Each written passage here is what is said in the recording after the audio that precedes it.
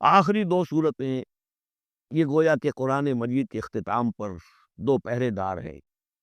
یہ دو صورتیں ہیں کہ جو اصل میں مدنی صورتیں ہیں، نازل ہوئی ہیں مدینہ منورہ میں، اور ان کا زمان نزول کے اعتبار سے شان نزول بھی ہے کہ ان کا حضور پر ایک مرتبہ جادو کیا گیا تھا، تو اس جادو کے اثرات کو ظاہر کرنے کے لیے یہ آیات پھر اتری ہیں، اور حضور نے پھر جب ان کی بار بار تلاوت کی ہے تو وہ جادو کے اثرات ہیں۔ یہودی نے کیا تھا جادو آپ پر، جس سے آپ کو چیزیں بھول جاتے تھے، کافی آپ کو دیر کو تکلیف رہی ہے۔ صحیح بخاری کے اندر یہ روایت موجود ہے۔ ہمارے جدید کچھ ریشنلسٹ ہیں اور جو خاص طور پر منکر حدیث ہیں، وہ سمجھتے ہیں کہ اس میں توہین ہے رسول کی، کہ جادو کا اثر ہو سکتا ہے۔ رسول بھی اس اعتبار سے بشر ہوتے تھے، تلوار کا اگر کاری زخم پڑا ہے تو خون نکلا، اور خون نکل گیا ہے تو زوفتاری ہوا ہے، زوفتاری ہوا تو بے ہوشی بھی ہوئی ہے۔ یعنی یہ جسم جو ہے ان کا، اس کے اعتبار سے جو بھی بخار آپ کو چڑھا ہے، بخار میں تکلیف ہوئی ہے، عالم نظم میں آج شدید تکلیف ہوئی ہے، تو اس حوالے سے یہ نہ سمجھیے کہ وہ بشریت کے جو لوازم ہے وہ ختم ہو جاتے ہیں، لیکن اللہ تعالیٰ کی طرف سے انہیں ایک مقام ملا ہے، ایک عصمت ملی ہے، ایک بزرگی ہے، وہ اپنی جگہ پر ہے۔ تو جادو کا وہ واقعہ بالکل صحیح ہے جو ہوا ہے، لیکن اس کے لیے اب یہ دو صورتیں ہیں، اور یہاں خاص طور پر نوٹ کر لیجئے کہ یہ معوذتین، یہ ایک صورت بھی ہو سکتی تھی، لیکن قرآن حکیم میں جو عام مزاج ہے کہ صورتیں جوڑوں جوڑوں کی شکل میں ہے، تو دو حصوں میں تقسیم کر دیا۔ اور اس کی تقسیم کیا ہے؟ ایک وہ چیزیں ہیں جو انسان پر باہر سے حملہ آور ہوتی ہیں، اور ایک چیز وہ ہے جو انسان کے اپنے اندر سے حملہ آور ہوتی ہے۔ ان دونوں کو دو علیحدہ چیزوں میں رکھ کر اور سکھایا گیا ہمیں کہ تم ہمیشہ اللہ کی پناہ طلب کرتے رہا کرو ان چیزوں کے اثرات سے، ان چیزوں کے اثرات بد سے اپنے آپ کو بچانے کے لیے۔ بسم اللہ الرحمن الرحیم، قل اعوذ برب الفلق، کہو کہ میں پناہ میں آ گیا صبح کے رب کی۔ فلق، فلق ویسے تو یہ لفظ ہم پڑھ چکے ہیں سورہ انعام میں، فالق الاسماء، رات کی تاریکی کا پردہ پھٹتا ہے اور سپیدہ سحر نمودار ہوتا ہے۔ یا گٹھلی، فالق الحب والنوائر، تو وہ جو گٹھلی ہوتی ہے وہ بھی پھٹتی ہے تو اس میں سے دو پتیاں نکلتی ہیں تو درخت بنتا ہے۔ اس اعتبار سے فلق سے مراد یہاں صرف صبح نہیں ہے، بلکہ جو اگلی صورت میں آ رہا ما خلق، جو بھی کچھ اس کائنات میں اس نے پیدا کیا ہے، در حقیقت وہ عدم کا پردہ چاک کر کے اس کو وجود بخشا ہے۔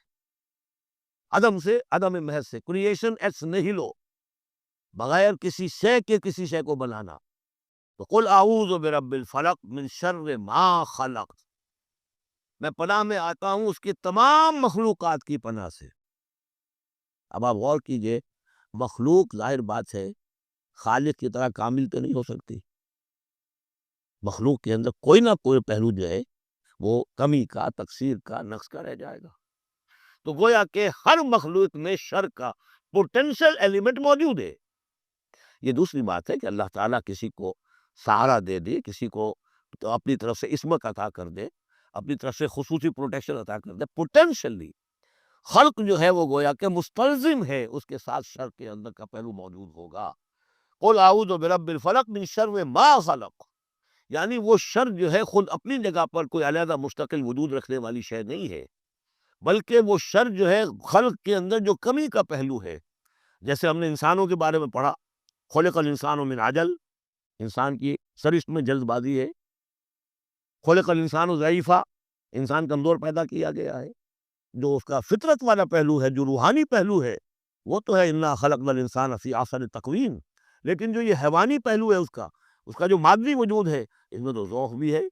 ان الانسان خلق ہلوعا اذا مسہ الشر جزوعا واذا مسہ الخیر منوعا، تو یہ تمام چیزیں جو دل میں رکھیے۔ قل اعوذ برب الفلق من شر ما خلق، جو بھی مخلوقات ہیں ان میں سے جو بھی شر کا پہلو ہے، میں اس سے اے پروردگار تیری پناہ میں آتا ہوں۔ ومن شر غاسق اذا وقب، خاص طور پر یہ رات کو ڈھانپ لینے والی جو ہے رات، اندھیرا، یہ ظاہر بات ہے اسی پھر رات کے پردے میں چوری بھی ہے، ڈاکہ بھی ہے، اسی میں پھر غول بیابانی جو ہے، شیاطین جن ہے، ان کا بھی جو حرکتیں ہوتی ہے، پھر یہ ساری چیزیں جو ہے اسی کے سلسلے میں۔ من شر غاسق اذا وقب، سانپ بچھو وغیرہ بھی اسی وقت نکلتے ہیں۔ ومن شر النفاثات فی العقد، اور جو عورتیں گانٹھیں باندھ کر پھونکے مارتی ہیں، یہ جو بھی ٹونے ٹوٹکے ہوتے ہیں اس کی وجہ سے لوگوں کو نقصان پہنچایا جاتا ہے، گویا کہ یہ بھی اس کے اندر بھی کوئی حقیقت ہے، یہ سفلی عملیات بھی ہیں، ان کے بھی اثرات ہیں۔ جیسے کہ ہم جانتے ہیں کہ جادو جو ہے حق ہے، برحق ہے، اگرچہ کفر ہے، شراب کی تاثیر ہے لیکن حرام ہے، کچھ نہ کچھ حقیقت ان لکیروں میں بھی ہے لیکن ہمیں روک دیا گیا ان کے چکر میں مت پڑو۔ یہ جو منجمی ہے، وہ نجوم کی حرکت، اس میں بھی کچھ نہ کچھ حقیقت ہے لیکن روک دیا گیا۔ تو کسی چیز کا ہونا بالفعل یہ اور شے ہے، لیکن اس کا جائز ہونا یہ اور شے ہے۔ تو بالفعل یہ عملیات ہیں جو سے اچھے اعمال ہیں، اور ان کو جو ہے کوئی اچھے اوراد ہیں، اچھے وظائف ہیں، تو ان کے کچھ اثرات جو ہیں اچھے ہو سکتے ہیں۔ اسی طریقے سے اس قسم کی چیزوں میں جادو کے کلمات ہوتے ہیں، ان کی بھی تاثیر ہے۔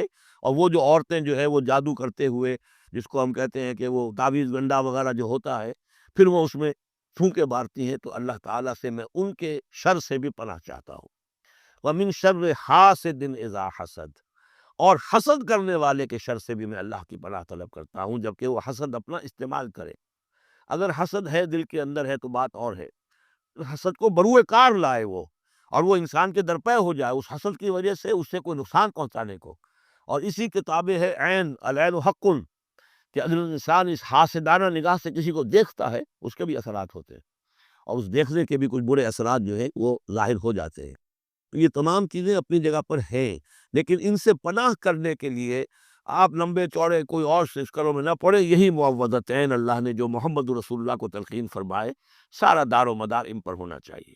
تعوذ کرتے رہے، اس لیے کہ ہم پڑھ چکے ہیں سورہ بقرہ میں کہ حضرت سلیمان کے زمانے میں جنات جو تھے انہوں نے یہ سارے کام شروع کیے تھے، اور لوگ ان سے سیکھتے تھے جادو ٹونا، اور آج بھی نقش سلیمانی کے نام سے بکتے ہیں اس قسم کے جو بھی تعویذات ہوتے ہیں، اور وہ دھندا بنا ہوا ہے۔ تو اس کو لوگوں نے سیکھا، اور وہ لوگ جو ہے آج بھی ہمارے ہاں یہ چیزیں چل رہی ہیں، لیکن یہ چیزیں حرام کی گئی ہیں، اور یہ کہا گیا ہے کہ کوئی کسی کو نقصان نہیں پہنچا سکتا جب تک کہ اللہ کا اذن نہ ہو۔ اگر یہ یقین انسان کے دل میں ہو تو پھر اسے کوئی نقصان نہیں ہوگا۔ اور ویسے تو یہ ہے کہ تکلیف اللہ کی طرف سے کسی وقت آ سکتی ہے، بغیر اس کے کہ کوئی اور آپ کو پہنچائے، اللہ کی طرف سے خود بھی آ سکتی ہے۔ بارک اللہ لی و لکم فی القرآن العظیم ونفعنی و ایاکم بالآیات والذکر الحکیم۔